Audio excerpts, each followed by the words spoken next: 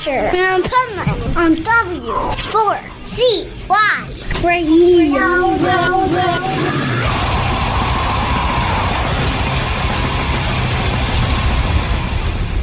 Wake up, America! It's time for the Adventures of Pipeman on W4CY.com, West Palm Beach's #1 internet radio station.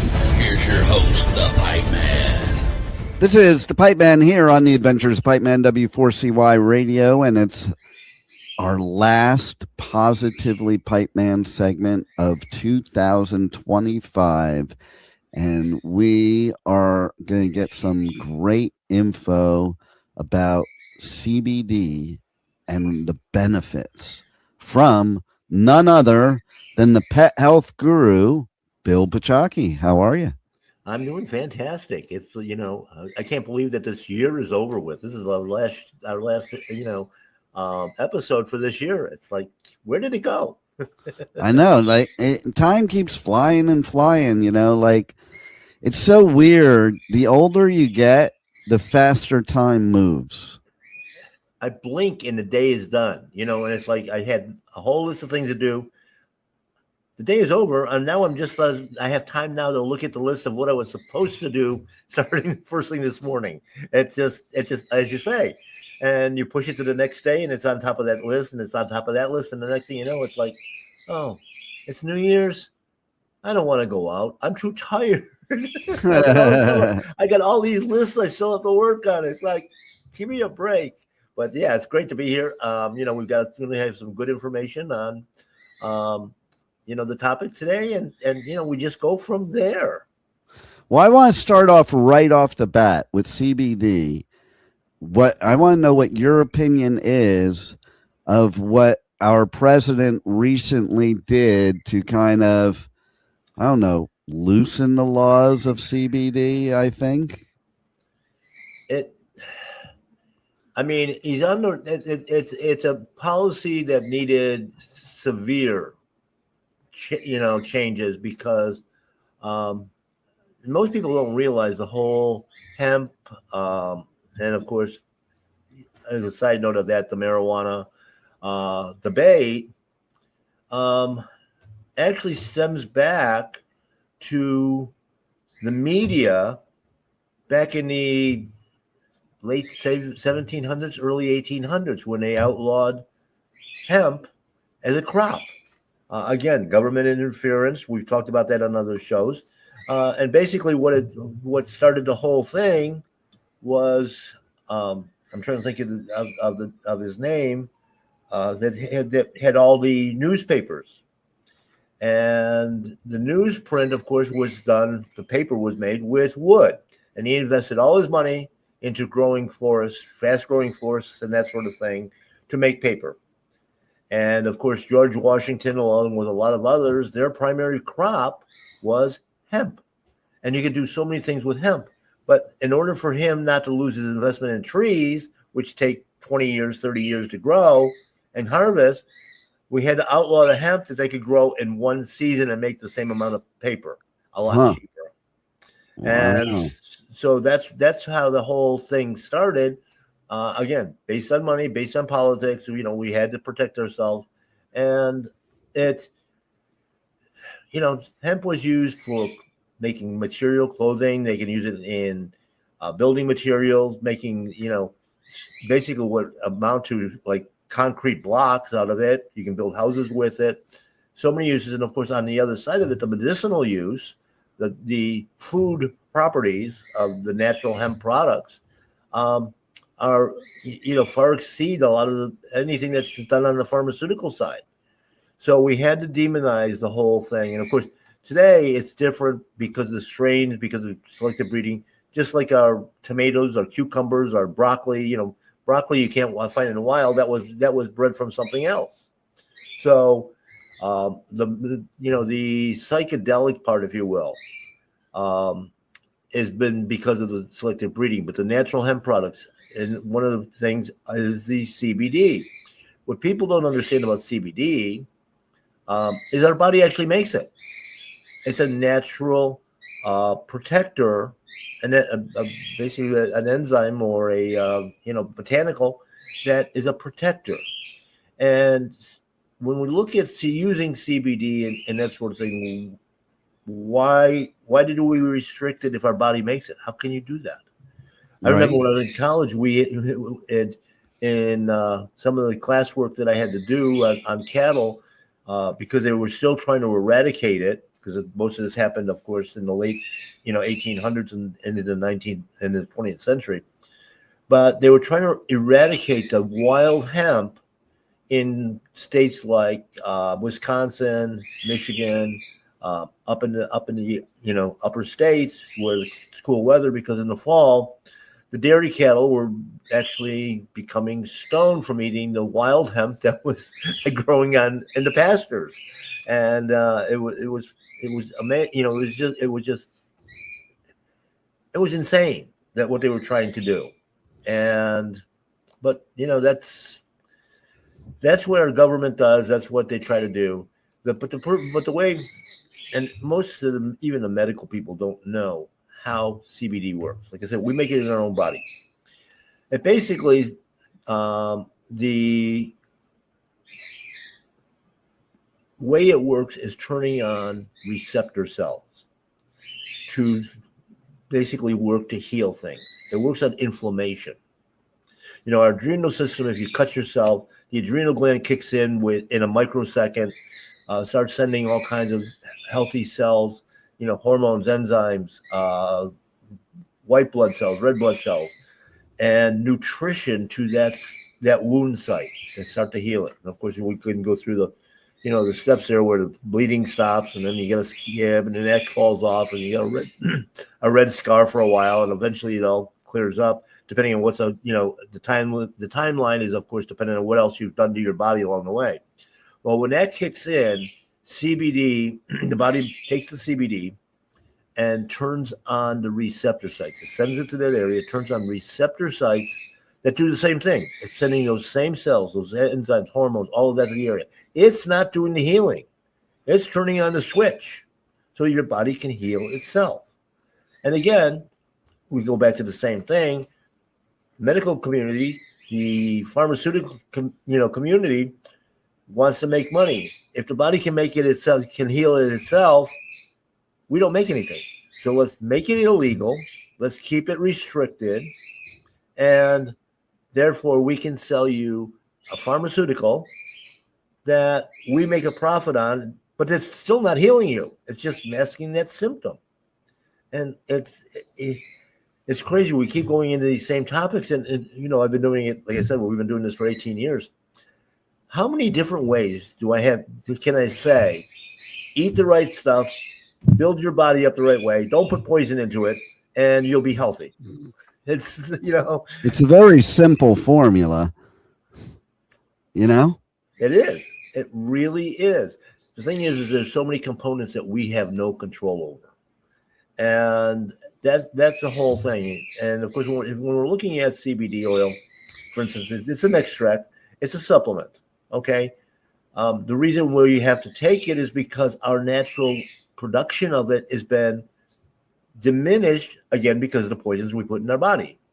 And, we talked on another show about this. That's what autoimmune is. So it's not, the endocannabinoid system is being suppressed just like the rest of our systems, our kidneys, our liver, our adrenal glands, our brains, Alzheimer's. I mean, I can't even remember what day this is. But all this stuff is being suppressed because of transforming the body into pathways that are not working properly. They're all malfunctioning.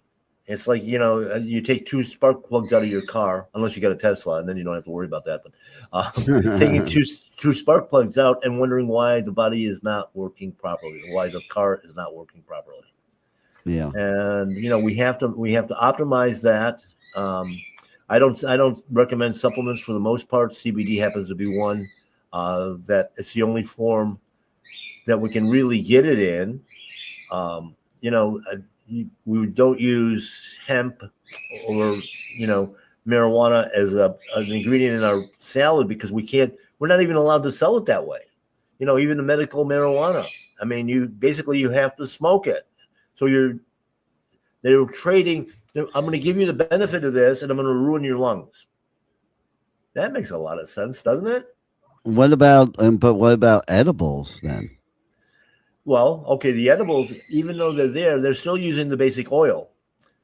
So the CBD is coming in the form of the oil that's mixed with sugary candies, which we call gummies. So again, we have you. It's counterintuitive. It's not working the way it should. It's always being disguised. We'll give it to you. We'll give you this little bit. We'll make it legal, but we're also going to make it so it's going to make you sicker. It's not going to have the same benefits. And I also find it's kind of like mad science now. I think they're making stuff stronger. I think they're making things to where they're just dumbing us down instead of making our health better. Well, it is. I mean, realistically, what they do in the pharmaceutical industry, they mix together a bunch of chemicals. Of course, that's happening in the air and the water and everything else every day. But when they start making it into a formula or a recipe, they then test it out and see what systems it has an effect on. There's no such thing as side effects. They're all effects. And when they do this, then, okay, I've got this that will mask this, whatever that's going on in your body. Now we have to make a disease that's going to fix the medicine. It's not the other way around. We're not making pharmaceuticals to cure disease. We're just finding a symptom that we don't like, that people don't like. And when we find a compound that will mask that, now we have a new disease. And, 90% of the diseases didn't exist 100 years ago. Yeah. Of course, either did 90% of the food in the supermarket, which is not food. That's why I can put stuff in the food, in the diet, in the air, in the water that's going to create a specific symptom. And then at the end of the day, here's something that's going to soothe and calm down that symptom or hide it. A funny story is one of my employees yesterday came in and she wasn't feeling well. She had an upset stomach. And her analogy was, it's like, my stomach feels like right now, like I had broccoli and sweet corn. And I said, why would anybody put that combination together? You're going to get sick, because the body can't use either one of them. But, those are the common foods today. So I just thought the analogy was really, really funny, that she's still thinking those are foods. And she works for me. It's like I got the only, my Paleo Pet, which is basically a health store today. I've got the worst health store in the world because my own employees are always sick because they don't even follow their own advice, which is what the problem is with most people. So they're looking for something that's going to cure everything, and that's where CBD sometimes they put in that place because it just kind of numbs the whole body. It's reducing down the inflammation. And if you stop and think about that, it's working on inflammation. How much inflammation do you have to have in your body where your whole body feels different? Wow. That's the issue. We're given so many inflammatories all the time that the body has got to work extra hard, and they can't keep up with the natural production of CBD. So we have to supplement it. And like I say, the form that they allow us to do it in, again, it's control. It's all about control. So what happened between Reefer Madness, where, oh my God, it's the worst thing in the world, and now it's the best thing in the world? Part of it in the political arena is the tearing down of what they refer to as a deep state, but also it's where it's the goal of the government is not to protect the people anymore. It's there to protect the elites, keep us dumbing down, being sicker and sicker. I hear it all the time. They're trying to kill us all. No, they're not, because when you're dead, you don't pay taxes. Yeah. They just want you sick enough so that you can pay off. You can buy the drugs and the pharmaceuticals and the medications and never get ahead.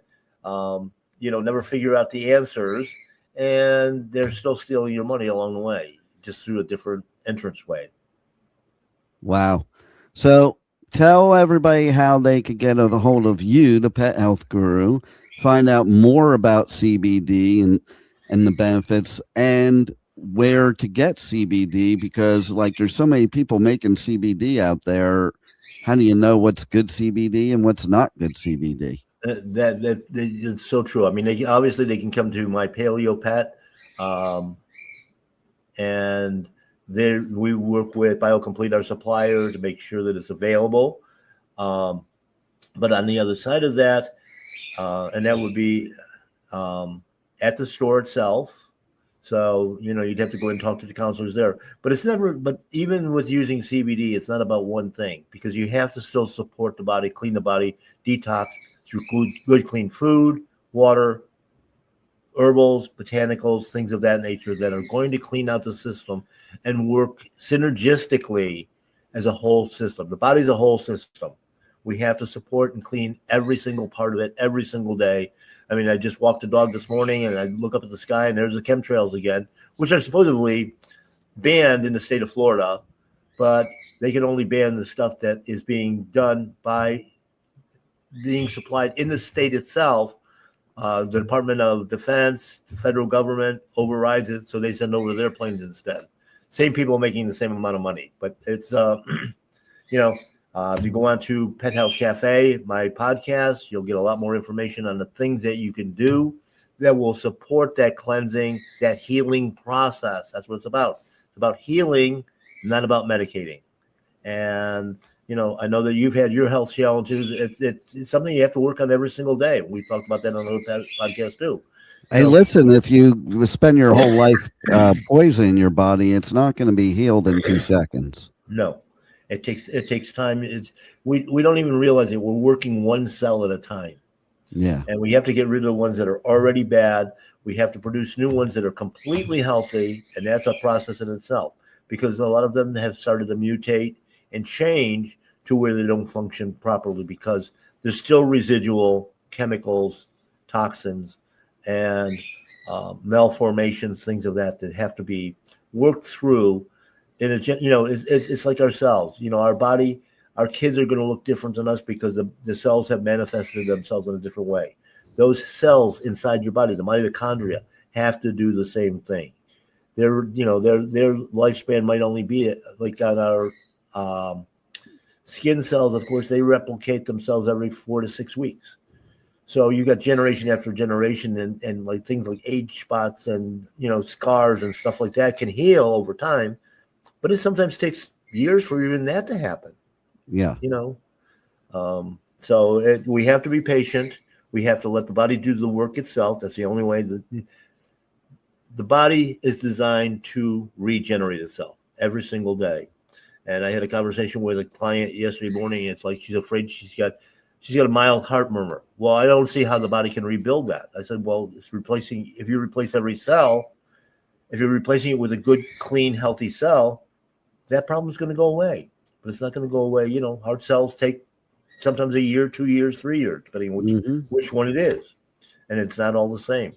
It's like liver and kidney disease. You could actually replace your kidney by your body doing the work itself, not poisoning it more, in 4 months. You don't have to have transplant surgery. And, when you look at a benefit of something like the CBD product, because that liver is inflamed, if you take that on a regular basis, we're going to send the right nutrition to that area and the right cells, so that it will speed up the healing process, the healing mechanism, rather than being a therapeutic. Well, you're always a wealth of information, and we wrapped up this year pretty well with the Pet Health Guru, because this is a very important thing. And I think people, if you're going to look into CBD, you got to go to the right places, because there's some wrong places. So definitely check out my Paleo Pet, check out the Pet Health Cafe podcast and live show. And hey, have a happy new year, Bill, and we'll see you next year on the Positively Pipeman segment of the Adventures of Pipeman. It sounds great, Dean. Happy New Year to you too. The Sonic Temple Art and Music Festival returns May 14th through 17th with My Chemical Romance, Tool,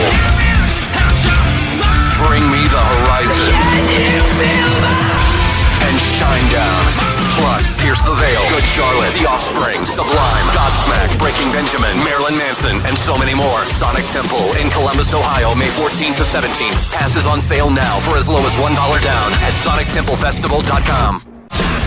Welcome to Rockville. Returns to Daytona International Speedway May 7th through 10th with Foo Fighters, My Chemical Romance, Guns N' Roses, and Bring Me the Horizon.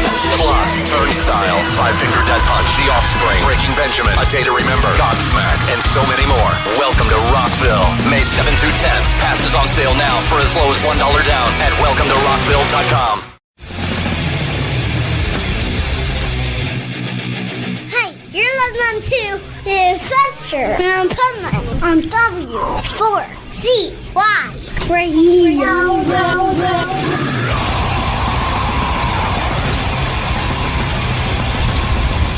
This is the Pipeman here on the Adventures of Pipeman W4CY Radio, where weekly we have the Positively Pipeman segment, and we feature in that segment powerful business strategies from Michael Barbarita. So let's welcome Michael to the show once again. How are you, How are Michael? you, Dean? Great to see you again. Doing great. Hey, well, I want to apologize. Last week I didn't wish you a Merry Christmas. oh yeah, well, I'm Jewish, so a couple weeks ago you missed wishing me a happy Hanukkah. They see that? There you go. That's what I missed. That's what I missed. There you go. But I'm going to wish you a Happy New Year coming up. So I can't believe the year is over. It's just hard to believe how they go quicker every single year. Like it sure just amazes me. Wasn't it just January? Yeah, I know. I'm confused. It's really amazing. But yes, so today I'm going to talk about legal structure and business structure, because when you start a business, selecting your legal structure is, it's an important decision, because the structure you choose will have a significant impact on the business operation itself, the management of your business, as well as taxes and personal liability as the business owner. And I'm not a lawyer, as you all know, and I don't pretend to be one here on the radio, but I do want to talk about legal structures as to my understanding of them and the best way to utilize them. It is important, and most people do not understand them. There are a variety of choices, and a lot of people make the wrong choice. Right. And so there's three, as I see it, there's three basic entities. There's your sole proprietorship, there's a corporation, and a partnership. So let's focus just on those three. And of course, there's different forms of a corporation, there's different forms of a partnership. But let's talk about them one at a time. So a sole proprietorship is actually a business formation that does not protect you from personal liability. However, the use of a sole proprietorship comes in most effectively is when you're just starting your business and you're seeing if it's going to work out. Because if you're just starting a business, you're under the lawsuit radar for the most part. You're just starting out. And so instead of incurring all the costs of setting up a corporation or a partnership, you just want to test out your business to see if it's going to be something you're going to stay with, see if it's something that's going to work for you and start to make money. And if it is, then you have to get out of that structure, because that structure affords absolutely no personal liability protection. Yes. It's if somebody slips and higher falls, taxes, right, and higher taxes as well, because it's all on your personal tax return. There is no flexibility as there is with other structures. So you're going to pay self-employment tax. You're going to pay the regular income tax. In addition to that, self-employment tax is roughly 15.4%. You're paying, where as an employee, you only pay half of that. The other half is paid by the employer. And since you're a sole proprietorship, you're considered an employer, and that's why you're paying 15.4. Yeah. But the only way I recommend sole proprietorships is if you're just starting the business, you don't know if it's going to go north or south, and you're under the legal radar. You're not taking a lot of risk. You're not, like, for example, you're not giving what are they called when you they put they imprint the skin. What is that called? Tattoo. You're not a tattoo parlor. All right, because if you are, that would probably present itself with all kinds of liability, even for your first customer. So, but for the most part, you're under the radar. Then a sole proprietorship is probably your best choice until you start saying, you know what, I'm committed to this business now. I can see myself making money in it. It's a profitable venture. Now it's time to start to look into probably a corporation. And I'm also a big believer, and you might agree, might not, that it should never be a sole prop. There are other ways to do it as a sole prop without the liability, and you can always switch later. For instance, if you do a single member LLC, right, that's basically a sole prop, but without the liability. Right. No, that's right. It is exactly that. The single member LLC is a sole proprietorship without the liability, but you are paying that, that self-employment tax. So it's not in full. So it's not really that kind of as favorable a structure, but it is a liability protection. So if I was a tattoo parlor, that's exactly how I would set it up. But once again, I'm paying a $500 annual fee. I'm paying for an extra schedule on my tax return. Well, actually, you're not. No, you're going to be paying. You're going to have the extra schedule anyway. But you're going to be paying the membership fee, and you're going to have to hire a lawyer to develop that. And so that, if you're not really sure if your business is going to fly, that's when I do recommend a sole proprietorship. But you're right. You can eliminate the personal liability to be a single member LLC. I'm just a believer that I'll spend the money to begin with to protect my liability, because it only takes one lawsuit, and that's right. It was worth paying whatever you had to pay to avoid that. That's right. And that's very true. And so a corporation, though, is that next step that gives you the liability protection, plus it can give you some tax, what I'm going to call tax flexibility. So first of all, there are two types of corporations, and then there's the LLC, and I'll explain. You have an S corporation, a subchapter S corporation, which, in my opinion, is the most favorable structure from a tax standpoint and gives you the liability protection at the same time. Especially if you're a small business. Right. That's right. And a C corporation is really, I believe, to be unfavorable because there's double taxation. It's very difficult to sell a C corporation. And it's only utilized in rare cases for a small business. And I can tell you, I made the mistake back in 1984 to be a C corporation, and I had to do a lot of work to get out of it and turn myself into an S, which ended up being favorable, but it's a lot of work, time, energy, effort, expense. You might as well be an S corporation right off the bat. Now, an S corporation is called a pass-through entity, which means the profit gets passed through to the business owner's personal tax return and gets taxed at the business owner's individual tax rate. So but the beautiful thing about that is that profit of the S corporation is not subject to an employment tax. Or self-employment tax, I should say. It's not subject to self-employment tax, and as a result, you can actually, by managing it properly, it's going to be managed. There's flexibility. The flexibility has to be managed, and by managing it properly, you can reduce your tax liability with that sub S corporation. Now, you have to remember that an S corp, you have to have a reasonable salary. You have to make a reasonable salary and be on the payroll. Otherwise, you're abusing the S corporation's advantages, and that's where you pierce the corporate veil, and you are personally liable if you don't do that. That's right. Because what happens is you have to make sure that when you're a corporation, whether it's an S corp or a C corp, that you have to be fiduciarily responsible in every way, so that the courts can clearly see that there's two entities, the corporation and the person.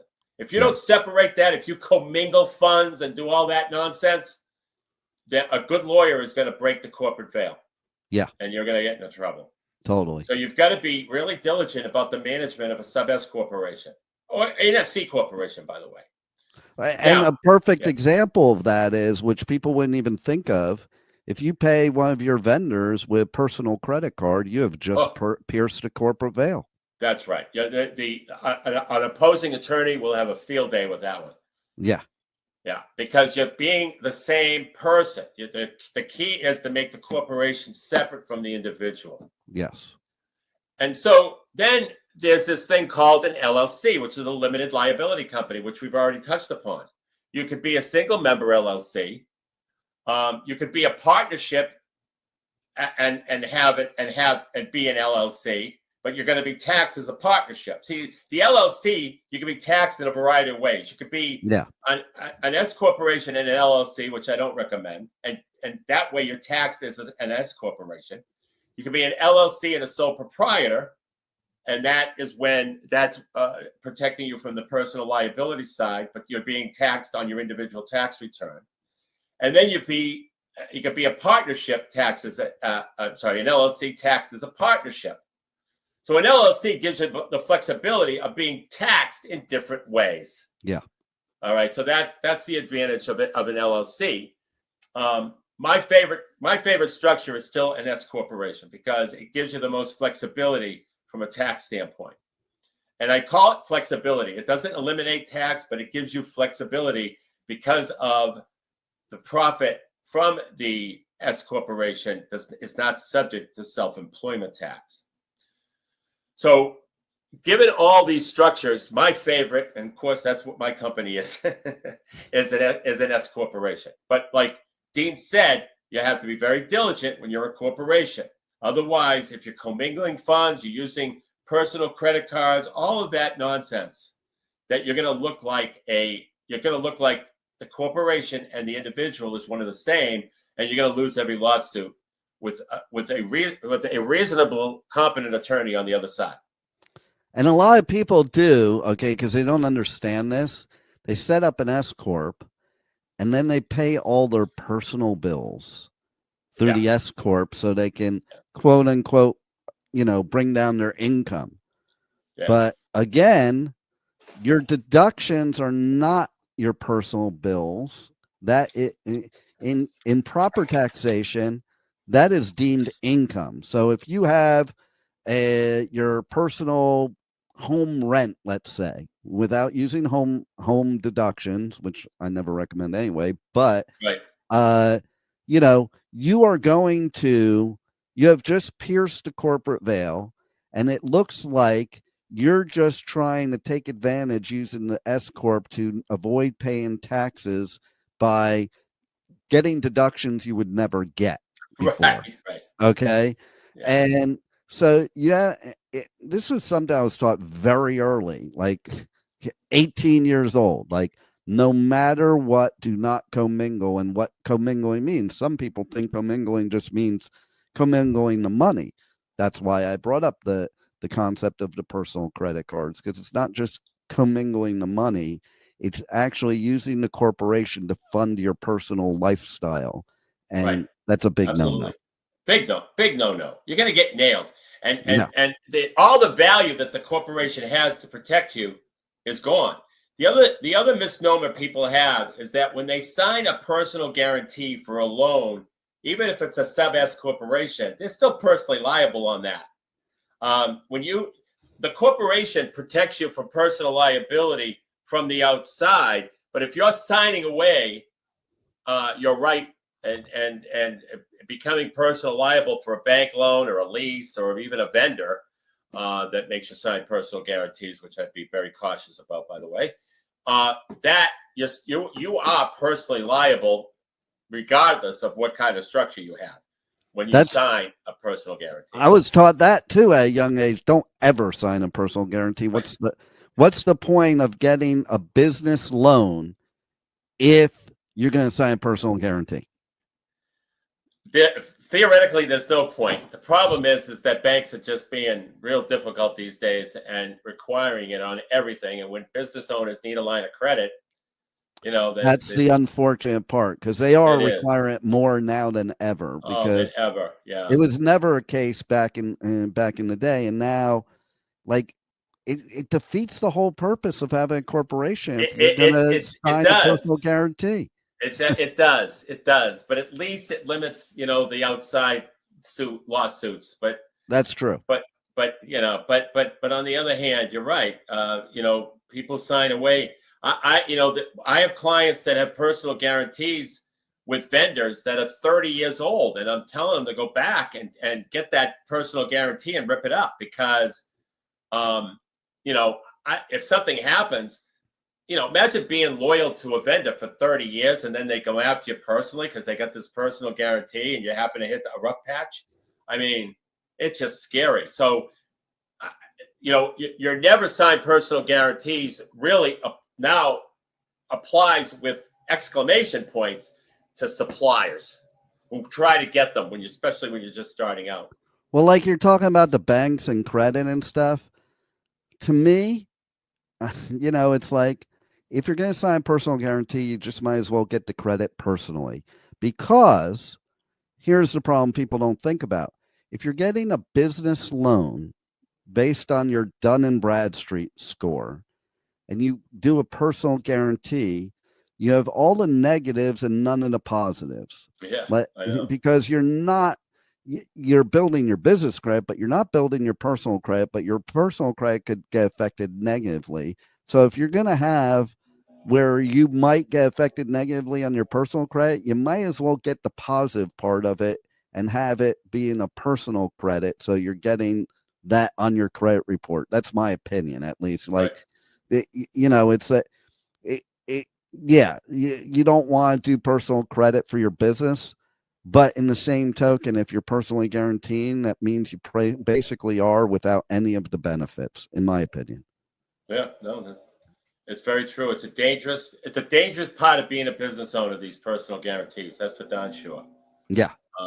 You should make sure you have homesteads on your house, and all, and maybe put your house in a trust. All those types of things can protect, and you should go to an estate attorney or an attorney to protect yourself, because if you run into trouble and then you start protecting yourself, these are fraudulent conveyances that occur, and you're just going to get into more trouble. So be proactive and trying to protect your assets. No doubt. So one of the things I'd like to offer your audience, Dean, is a workbook called Legal Structures. And it's an actual implementation workbook to help the business owner understand what the best legal structure is and how to go about it and why. And so in order to get that, you go to nextstepcfo.net, you hit the contact button, you fill out the contact form, and in the message box, simply put Legal Structure Workbook, and I'll send that to you free of charge. Nice. I love it. And yes, this is a very important subject. I'm glad we covered it, because I can't tell you how many people I know go into business and they have no idea about any of this stuff. I don't even know what makes them think they should go into business without doing some research and knowing your legalities and your liabilities and all that. But they do. They do. And they think certain things, but that's not reality, because it's like everything nowadays. They talk to their buddy, or like, when somebody posts something on social media and I know it's not true, I'm like, is that peer reviewed? And the answer I get is, oh yeah, all my friends agree with me. No. And all your friends shouldn't agree with you in your business decisions either, because they're not going to pay the price. You will. But thankfully, because of people like you, Michael, people can seek out your expertise, your assistance, so that they don't have to pay the price. And the decision is ultimately theirs. The decision is ultimately theirs on what structure to Yeah. And how much At risk they least want get to, and the how much risk proper they want to take. information. Yeah. And how much risk they want to take. Yeah. Exactly. 100%. Well, again, this is great information, especially heading into a new year, because taxes are coming. Okay. And you better be in the right legal structure for that. And so reach out to Michael, get the free workbook, and, see what Michael can do for you. And once again, Michael, thanks for being on the Adventures of Pipeman. And can I wish you a Happy New Year, Dean? Yeah. And as a matter of fact, I was just going to say, and I'll see you next year. All right. Excellent. Take care. Bye-bye. Bye. Thank you for listening to the Adventures of Pipeman on W4CY Radio.